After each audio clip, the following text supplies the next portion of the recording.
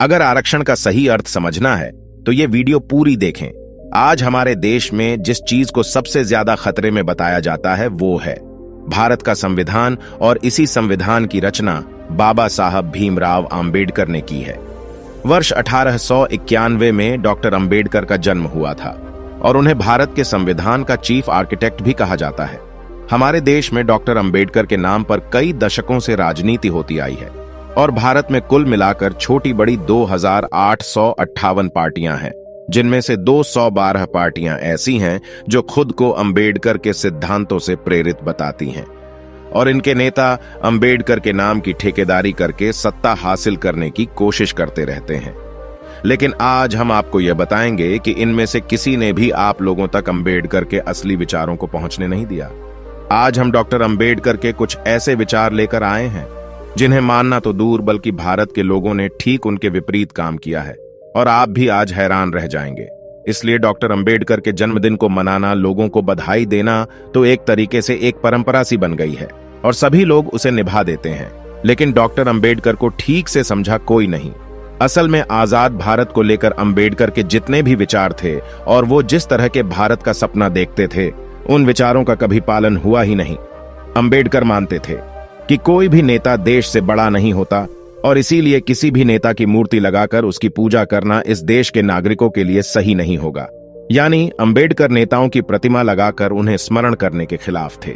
लेकिन भारत के नेताओं ने इसी देश में आम्बेडकर की हजारों मूर्तियां बनवाई और उनके नाम पर चुनाव में वोट मांगे, और कुछ मीडिया रिपोर्ट्स के मुताबिक आज पूरे देश में सबसे ज्यादा मूर्ति डॉक्टर आम्बेडकर की ही है। और ऐसा नहीं कि डॉक्टर आम्बेडकर ये कहकर गए हो कि मेरी मूर्ति बनवाई जाए, बल्कि वो तो इसके खिलाफ थे। असल में उनकी प्रतिमाएं बनाकर अलग अलग पार्टियां वोट बटोरना चाहती हैं, अपनी मार्केटिंग करना चाहती, और ये स्थिति तब है जब वहां से लगभग 80 साल पहले 18 जनवरी 1943 को डॉक्टर आम्बेडकर ने कहा था कि वो मूर्तियों के उपासक नहीं है, वो उन्हें तोड़ने में विश्वास रखते हैं। इसी भाषण में वो ये भी बताते हैं कि उनके लिए यह कहा जाता है कि वो महात्मा गांधी और मोहम्मद अली जिन्ना से नफरत करते हैं, जबकि ऐसा नहीं है। वो गांधी और जिन्ना को नापसंद करते हैं क्योंकि वो किसी भी नेता की बजाय अपने देश से प्यार करना ज्यादा जरूरी समझते हैं। आम्बेडकर ने अपने इस भाषण में यह बात भी कही थी कि उन्हें उम्मीद है कि भारत के लोग एक दिन ये बात जरूर सीखेंगे कि कोई भी नेता देश से बड़ा नहीं होता और नायक पूजा का सच भारत में हमेशा कठोर और दुर्भाग्यपूर्ण ही होगा। ये कहकर गए वो यह शब्द डॉक्टर आम्बेडकर के थे, लेकिन हमारे देश में इस पर जरा भी अमल नहीं हुआ और हमारे देश के नेताओं ने उन्हीं की प्रतिमाएं भारत में बनवाई और उन्हीं की नहीं। आज हमारे देश में सबसे जो बड़ी परंपरा है राजनीति में, वो नेताओं की प्रतिमा बनाना और हर जगह बनाकर उन्हें लगा देना, यह हमारे देश की परंपरा बन चुकी है। इसी तरह डॉक्टर आम्बेडकर ने खुद संविधान बनाते वक्त उसमें आरक्षण की स्थायी व्यवस्था नहीं की थी। 30 नवंबर 1990-48 को जब संविधान सभा में आरक्षण पर बहस हुई, तब आम्बेडकर ने कहा था कि आरक्षण लागू होने के 10 साल में इस बात की समीक्षा होनी चाहिए कि जिन्हें आरक्षण दिया गया है, क्या उनकी स्थिति में कोई सुधार हुआ है या नहीं। उन्होंने ये भी कहा कि अगर आरक्षण से किसी वर्ग का विकास हो जाता है तो उसके आगे की पीढ़ी को आरक्षण का लाभ नहीं देना चाहिए। इसके पीछे उन्होंने ये वजह बताई। ये आरक्षण का मतलब बैसाखी नहीं है जिसके सहारे पूरी जिंदगी काट दी जाए। ये विकसित होने का एकमात्र एक अधिकार है। लेकिन हमारे देश में वोट बैंक की राजनीति की वजह से आम्बेडकर के इस विचार की गंभीरता को समझा नहीं गया और हमारे देश की राजनीति ने आरक्षण की व्यवस्था को स्थायी बना दिया। आज भारत में किसी पार्टी में किसी नेता में इतना दम नहीं कि वो आकर ये कह दे कि वो आरक्षण को बंद कर रहा है। यहां तक कि यह बात हम बार बार कहते आए हैं कि आरक्षण जिन लोगों को मिल रहा है उनके बारे में एक आकलन होना चाहिए, और अगर किसी एक परिवार को आरक्षण का लाभ मिल चुका है और वो परिवार अब इस स्थिति में आ गया है कि उसे अब इस बैसाखी की आवश्यकता नहीं है, तो फिर उसका आरक्षण बंद होना चाहिए और फिर ये आरक्षण ऐसे परिवार को मिलना चाहिए, ऐसे लोगों को मिलना चाहिए जिन्हें वाकई आरक्षण की जरूरत है, जिन्हें इस बैसाखी की जरूरत है। आज हमारे देश में किसी पार्टी की हिम्मत नहीं। आम्बेडकर के जो अनुयायी हैं, आम्बेडकर के नाम पर जो राजनीति कर रहे हैं, उनमें भी ये हिम्मत नहीं है कि वो डॉक्टर आम्बेडकर के इस विचार को अपने लोगों के सामने स्वीकार कर ले। कोई इस बारे में बात भी नहीं करेगा क्योंकि जैसे ही वो ऐसा करेंगे चुनाव हार जाएंगे। इसलिए डॉक्टर अंबेडकर ने तो आरक्षण को समाज के को सुधारने के लिए पेश किया था देश के सामने, लेकिन उनके चेलों ने, उनके शिष्यों ने इसे चुनाव जीतने का एक फॉर्मूला बना लिया। डॉक्टर अंबेडकर भारत बंद और सत्याग्रह जैसे पारंपरिक आंदोलनों के भी खिलाफ थे, लेकिन हमारे देश के लोगों ने उनके इस विचार को भी कभी नहीं अपनाया। वर्ष 1949 में संविधान सभा में दिए अपने आखिरी भाषण में अंबेडकर ने कहा था कि भारत को अगर आगे बढ़ना है तो उसे प्रजातंत्र में विरोध जताने की उन परंपराओं को छोड़ना होगा जिनमें सत्याग्रह और असहयोग जैसे आंदोलन किए जाते हैं। उन्होंने कहा था कि जब लोग संवैधानिक अधिकार और लोकतांत्रिक व्यवस्था होते हुए भी पारंपरिक आंदोलन को विरोध के तरीके के रूप में अपनाएंगे तो फिर आजादी का कोई मतलब नहीं रह जाएगा। आपको अगर ठीक से समझना चाहें तो मैं आपको उनका यह भाषण पढ़कर सुनाता हूं, पर आपसे दरख्वास्त है ध्यान से सुने, तभी पूरी बात समझ में आएगी।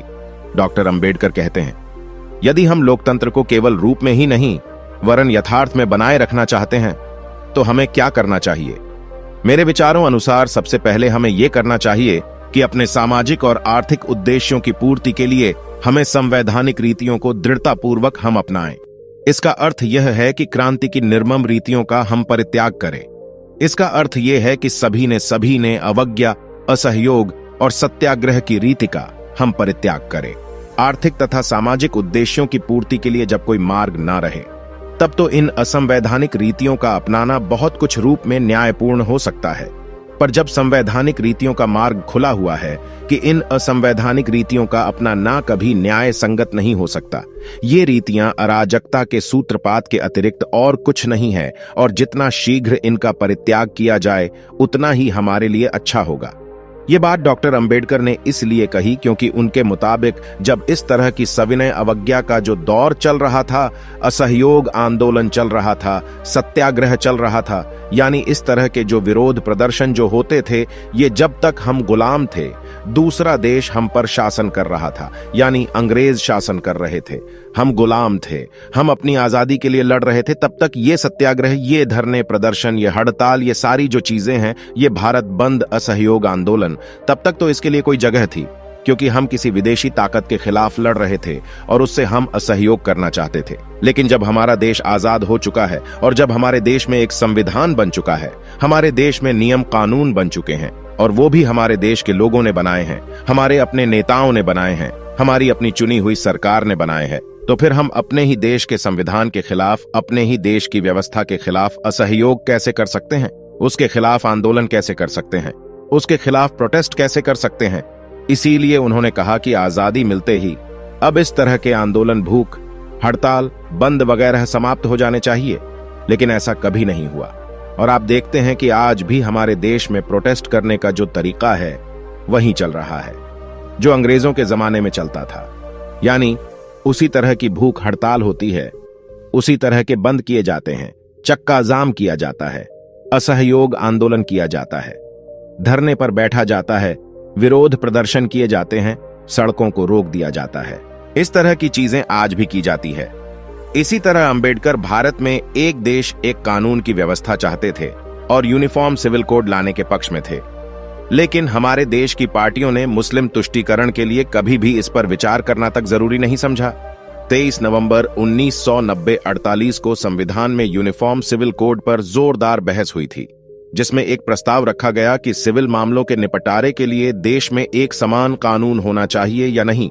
लेकिन उस समय संविधान सभा के सदस्य मोहम्मद इस्माइल साहिब, नजीरुद्दीन अहमद महबूब अली बेग, साहब बहादुर पोकर साहब बहादुर और हुसैन इमाम ने एक मत से इसका विरोध किया, और उस समय संविधान सभा के सभापति डॉक्टर राजेंद्र प्रसाद और तमाम बड़े कांग्रेस नेता भी इसके खिलाफ थे, जबकि अंबेडकर इसका समर्थन कर रहे थे।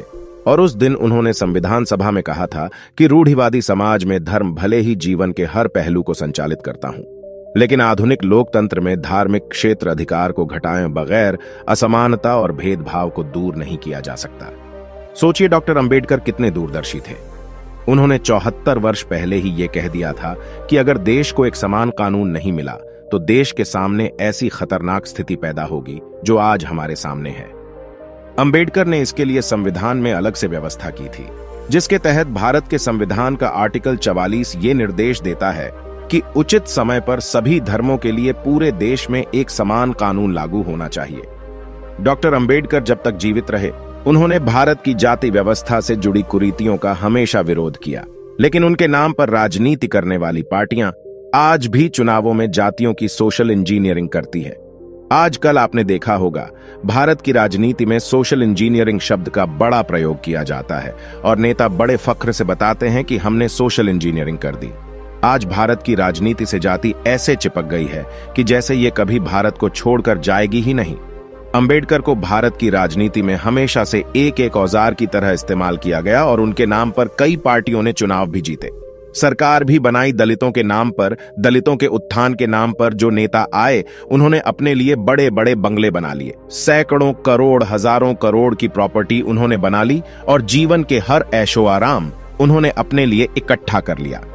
दलितों के नाम पर, डॉक्टर अंबेडकर के नाम पर। लेकिन एक सच ये भी है कि खुद अंबेडकर आजाद भारत का अपना पहला चुनाव हार गए थे। 1951 और 52 में हुए पहले लोकसभा चुनाव में डॉक्टर भीमराव अंबेडकर ने जवाहरलाल नेहरू की कांग्रेस पार्टी के खिलाफ शेड्यूल्ड कास्ट फेडरेशन नाम से अपनी एक पार्टी बनाई, जिसने देश भर के 10 राज्यों में 35 सीटों पर चुनाव लड़ा था। यह पहला लोकसभा चुनाव हुआ था, तब की बात है, लेकिन उनकी पार्टी को 35 में से केवल 2 सीटें मिली थीं और डॉक्टर अंबेडकर खुद बॉम्बे लोकसभा सीट से चुनाव हार गए और वो चौथे नंबर पर रहे। उन्होंने अपना पहला चुनाव कांग्रेस के एक ऐसे उम्मीदवार से हारा जो बतौर सहायक उन्हीं के साथ काम कर चुका था, यानी अपने सहायक से ही चुनाव हार गए और कांग्रेस पार्टी के इस नेता का नाम था कर, यानी इस देश के लोगों ने ही अंबेडकर को चुनाव में हरा दिया। इसलिए एक बात समझने वाली है कि अंबेडकर का नाम इस्तेमाल करके चुनाव जीता तो जा सकता है, लेकिन अंबेडकर के सिद्धांतों का इस्तेमाल करके आप सिर्फ चुनाव हार सकते हैं और कुछ नहीं। अंबेडकर ने अपनी मृत्यु के बाद न जाने कितने नेताओं की जिंदगी बना दी, कितनी पार्टियों को सत्ता तक पहुंचा दिया, आज भी पहुंचा रहे हैं।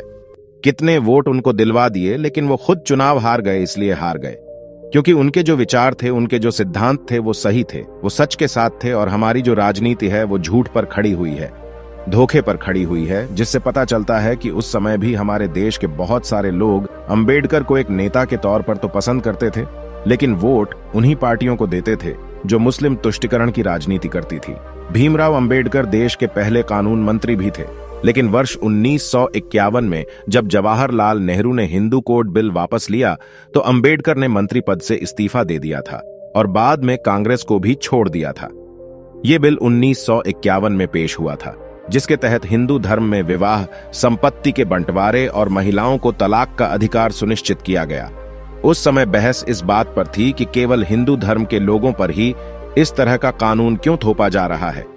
जब देश धर्मनिरपेक्ष है तो मुसलमानों के लिए ऐसा कोई कानून या बिल क्यों नहीं लाया गया।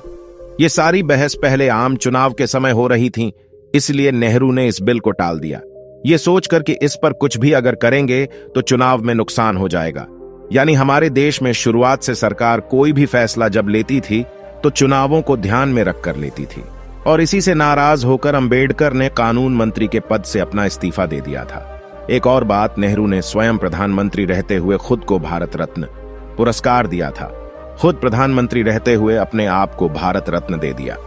इंदिरा गांधी को भी प्रधानमंत्री रहते हुए वर्ष 1971 में भारत रत्न मिल गया था और इसी तरह उनके बेटे राजीव गांधी को उनकी मृत्यु के 2 साल के बाद ही 1991 में मरणोपरांत भारत रत्न मिला। लेकिन भीमराव अंबेडकर को उनकी मृत्यु के 34 वर्षों के बाद भारत रत्न से सम्मानित किया गया था। इसी तरह सुभाष चंद्र बोस और सरदार पटेल को भी भारत रत्न का सम्मान तब मिला जब पीवी नरसिम्हा राव देश के प्रधानमंत्री बने। आज हम आपसे यही कहना चाहते हैं कि डॉक्टर अंबेडकर को असली श्रद्धांजलि वहीं होगी, यही होगी कि हम उनके असली विचारों का, उनके असली सिद्धांतों का अनुसरण करें, क्योंकि अंबेडकर के विचारों को ना मानना, उनके विपरीत काम करना उनका सबसे बड़ा अपमान होगा, जो कि हमारे देश के तमाम नेता, उनके नाम पर राजनीति करने वाली पार्टियां और उनके जो अपने आप को उनके अनुयायी बताते हैं, वो सब एक तरीके से डॉक्टर अंबेडकर का दिन रात हर रोज अपमान कर रहे हैं। आज मैं बस इतना ही कहना चाहूंगा, बाकी आगे वीडियो में। दोस्तों, आज की वीडियो में बस इतना ही। इस चैनल पर मैं सिर्फ बाबा साहेब के जीवन से जुड़ी छोटी बड़ी सभी जानकारी लेकर आता रहता हूं। यदि आप बाबा साहब को पसंद करते हो और इनके बारे में और अधिक जानना चाहते हो तो हमारे अंबेडकर साहब जी यूट्यूब चैनल को सब्सक्राइब कर ले। वीडियो को पूरा देखने के लिए धन्यवाद। आपका दिन शुभ हो।